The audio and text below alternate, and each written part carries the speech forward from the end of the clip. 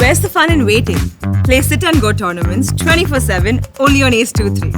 This game involves an element of financial risk and may be addictive. Please play responsibly and at your own risk. पूरी दुनिया 1.5 साल से ज़्यादा समय से कोरोना का दंश झेल रही है। कोरोना वायरस के कारण हमारे जीवन यापन पर असर पड़ा है। ऐसे में लगातार लोगों के बीच एक ही सवाल रहता है, आखिर ये महामारी कब खत्म होगी? कोरोना का चैप्टर कब क्लोज होगा? इसे लेकर अब वैक्सीन निर्माता कंपनी मॉडर्ना ने कहा है कोरोना वायरस की महामारी 1 साल के अंदर खत्म हो सकती है।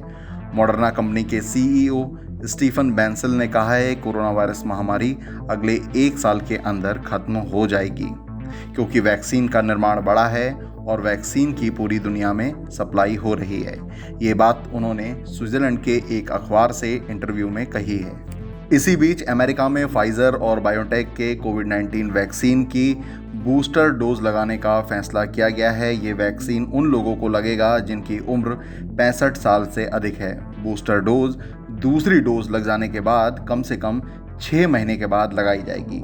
वैक्सीन से जुड़ी इन खबरों के बीच बात करते हैं बच्चों के वैक्सीन की भी। भारत में जल्द कैडिला हेल्थ केयर कंपनी का जाइकोव-डी वैक्सीन बच्चों को लगाया जाएगा। समाचार एजेंसी रॉयटर्स के हवाले से ये जानकारी आई है। वहीं बच्चों के वैक्सीन से जुड़ा एक और अपडेट है भारत बायोटेक के कोवैक्सीन को लेकर। भारत बायोटेक ने कहा है कि कोवैक्सीन के फेज़ 2 और फेज़ 3 ट्रायल 18 साल से कम उम्र के बच्चों के लिए पूरा हो गया है। इसके संबंध में जो भी डेटा है उसे drug controller general of India यानी DCGI को अगले सप्ताह सौंप दिया जाएगा। वहीं भारत सरकार के दबाव में ब्रिटेन ने कोविशील्ड को लेकर अपनी अपडेट अंतर्राष्ट्रीय यात्रा दिशा निर्देशों में शामिल तो कर लिया है, लेकिन इसे लेकर अभी भी कई बातें क्लियर नहीं हैं। भारतीय यात्रियों को अभी भी ब्रिटेन में 10 दिन क्वारंटीन में रहना होगा। इस बारे में national immunisation technical advisory group के प्रमुख डॉक्टर NK अरोड़ा ने भी सवाल उठाए हैं। उन्होंने कहा ये वैक्सीन को लेकर भेदभाव है। उन्होंने ये भी कहा इसे ब्रिटिश रेगुलेटर्स को देखना चाहिए। The AstraZeneca vaccine has been given emergency use listing by WHO, and similarly Covishield is also received emergency use authorization from WHO. Even European Medical Agency has also given authorization to Covishield. Now, in this context, if a country does not recognize a vaccine which it has used in its own country,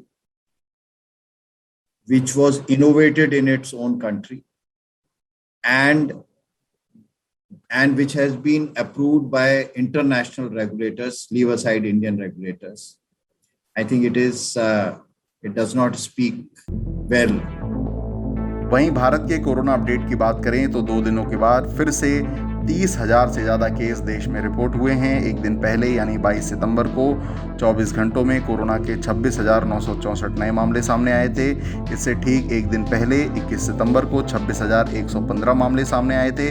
वहीं आज यानी गुरुवार को corona virus का 24 घंटों का आंकड़ा 31,923 दर्ज किया गया। यानी साफ है कोरोना के मामले एक बार फिर से बढ़े हैं। वहीं पिछले 24 घंटों के अंदर 31,990 लोग डिस्चार्ज भी हुए हैं। वहीं कोरोना के कारण पिछले 24 घंटों में 282 लोगों की जान गई है।